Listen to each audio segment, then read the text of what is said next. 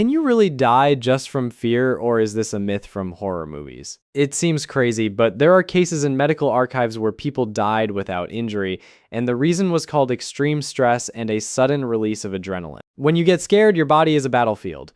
Your adrenal glands release hormones like alarm sirens, and your heart starts pounding like a motor at its limit. If this storm is too powerful, the rhythm can break, and here most people think that this is impossible, but cardiologists record such episodes in reality. Or maybe it's not fear, but a heart that just couldn't stand the strain. A Harvard Medical School study describes the phenomenon of Takotsubo cardiomyopathy, when severe stress temporarily paralyzes part of the heart muscle. It's like when a car's engine is abruptly overgassed to the red zone and it starts working jerkily. The result is shortness of breath, chest pain, and sometimes cardiac arrest, and this is officially documented in clinics around the world. Do you think that fear is just an emotion, or is it a chemical attack inside you? When the brain, especially the amygdala, recognizes a threat, it triggers a chain of signals through the hypothalamus to the adrenal glands. It's like an alarm button in a building where every floor gets a signal to run or fight. Adrenaline and cortisol are released into the bloodstream,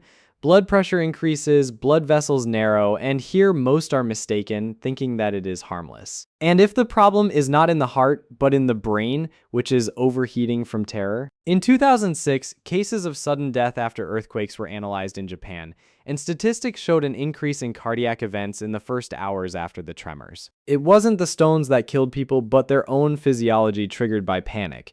I personally think that this is the most frightening fact because the enemy is inside us. Can fear kill a healthy young person, or is it only about the elderly? Clinical reports show that even people without obvious illnesses can experience fatal arrhythmias with extreme adrenaline release. It's like an electrical network where a sudden surge knocks out a fuse. The result is that the heart loses its rhythm, and without immediate help, time passes by seconds. What if you don't die, but just faint, and your brain temporarily shuts down?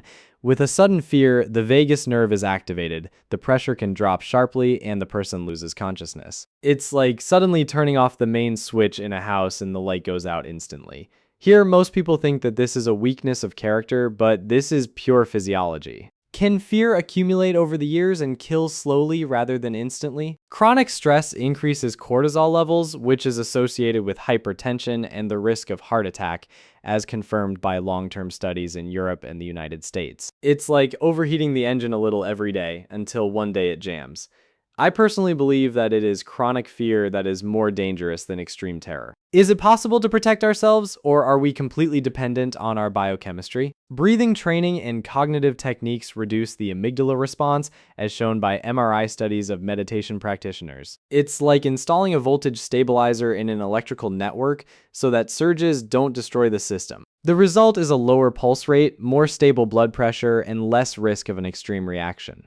So, is it possible to die of fear, or is it a rare coincidence of factors? The answer is difficult, because fear itself is not a poison, but it triggers processes that can become fatal if the body is vulnerable. It's like a match that is small in itself, but next to gasoline, it becomes a disaster. Here, most people believe that emotions are not dangerous. But biology does not separate feelings in the body, so is fear an enemy or an ancient survival mechanism that sometimes gets out of control? He saved us for thousands of years, forcing us to run away from a real threat.